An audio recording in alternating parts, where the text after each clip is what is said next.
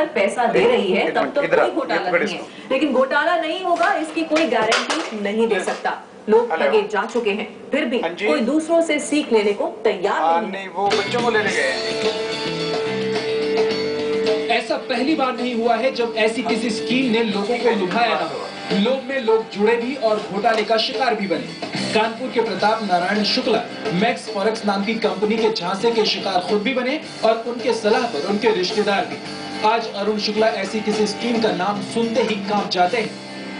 भाई इन कंपनियों का तो नाम सुन के हमारा पूरा दिमाग खराब हो जाता है, उलझन हो जाती है। क्योंकि अभी इसके पहले हमने मैक्स फॉरेक्स डॉलर नाम की एक कंपनी थी, उनके एजेंटों के लालच में मैं आके वो एजेंट जो है हमको लुभाया कि 1 साल में दुगना हो जाएगा। इस तरीके करके हमने जो है उसमें पैसा वेस्ट किया था। 1.5 लाख रुपया हमने अपना लगाया, आर्मी से रिटायरमेंट हूँ, और उसकी गाड़ी कमाई हमने लगा दिया। पूरा हमारा पैसा चला गया, प्लस हमारे कुछ रिश्तेदारों का लगवा दिया था, उनका भी पूरा पैसा चला गया। फरेब का ये रेकॉर्ड केवल देश में चलता हो ऐसा कतई नहीं है। मलेशिया की एक कंपनी यूनिपे टू यू नाम की कंपनी की धोखाधड़ी बांग्लादेश पुलिस ने पकड़ी थी। भारत में इसने जनवरी 2009 में काम शुरू किया और 15 महीने में बोरिया बिस्तर बांध कर फरार हो गई। कंपनी ने 30% रिटर्न का वादा किया था। कंपनी का मालिक तो पकड़ा गया, लेकिन संतोष शर्मा के 1.5 लाख रुपए नहीं मिले। हमने इस एशिया में तो पैसा नहीं लगाया है, लेकिन इसके पहले मैंने यूनिपे टू यू में 1.5 लाख रुपए लगाया था। जो पैसा हमारा डूब चुका है और तब से सबक लेते हुए मैंने किसी भी कंपनी में 1 नया पैसा नहीं लगाया। और मैं ये चाहता हूँ कि कोई भी इस तरह की जो है पैसा किसी भी कंपनी में न लगाए। ऐसा ही मामला स्टॉक ग्रुप इंडिया नाम की कंपनी का है। इस कंपनी ने भी 11,000 के निवेश के बदले हर महीने 20% रिटर्न का वादा किया था। यकीन दिलाने के लिए लोगों को पोस्ट डेटेड चेक दिए गए। एक दिन कंपनी बंद हो गई। कंपनी का मालिक लोकेश्वर देव जैन शेयर बाजार का विशेषज्ञ भी था। पूर्वोत्तर राज्य मणिपुर के लोग ऐसी कंपनियों के निशाने पर रहे हैं। टीवीआई, फॉरेक्स इन्वेस्टमेंट, जिनटेक्स, रिचा, NSEM जैसी कंपनियों के बाद आजकल राज्य में विसारेव और ग्लोबल इंडेक्स विंग की ठगी से लोग करा रहे हैं। 40,000 लोग झांसे में आए। महीने में 25% रिटर्न की उम्मीद से लाखों रुपए गंवा दिए। ग्लोबल इंडेक्स विंग कंपनी ठीक उसी तरह काम कर रही थी जैसे आज स्पीक एशिया कर रहा है। सिंगापुर से ऑपरेशन, लेकिन भारत में कोई दफ्तर नहीं। स्टार न्यूज ने RBI से संपर्क किया।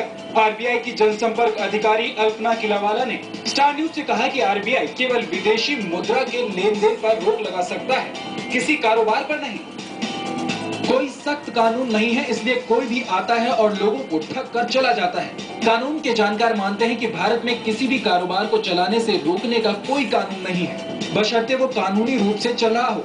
जब तक किसी का पैसा न डूबे तब तक कोई रोक टोक नहीं। लोगों का पैसा डूबने पर ही मच सकती है हाय हाय। कानून की एक बहुत बड़ी कमी है, क्योंकि चीटिंग के केस में जब तक अपराध हो नहीं जाता तब तक केस नहीं बनता है।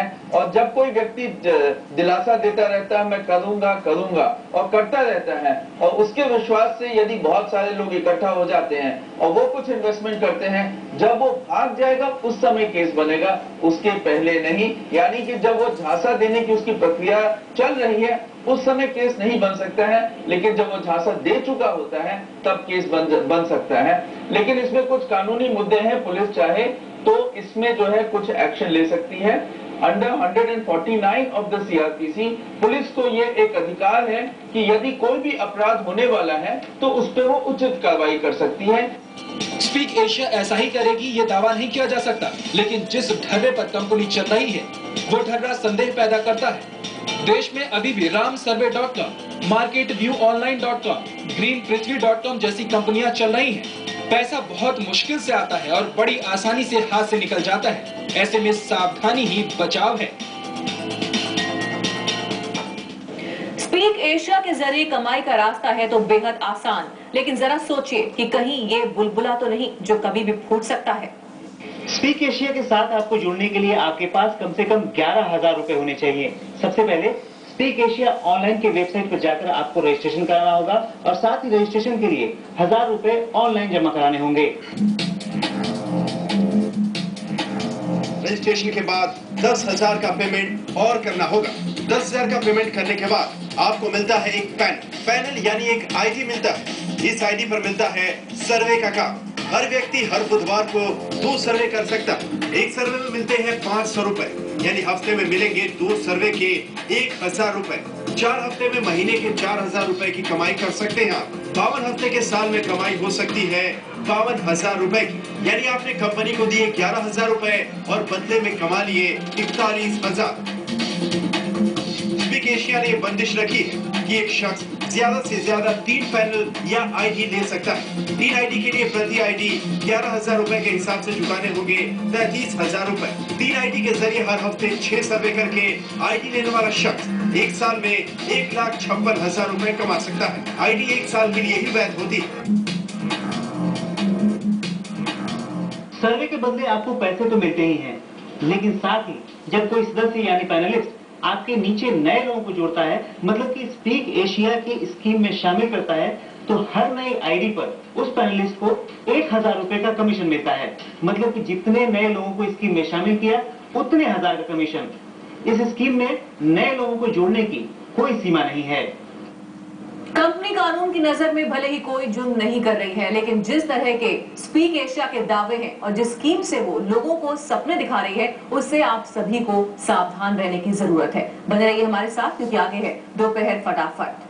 3.2-inch touchscreen, dual SIM, dual camera, लंबी बैटरी लाइफ और सोशल नेटवर्किंग ऑप्शन सिर्फ 3,999 रुपए में। टच भी टच से बढ़ती है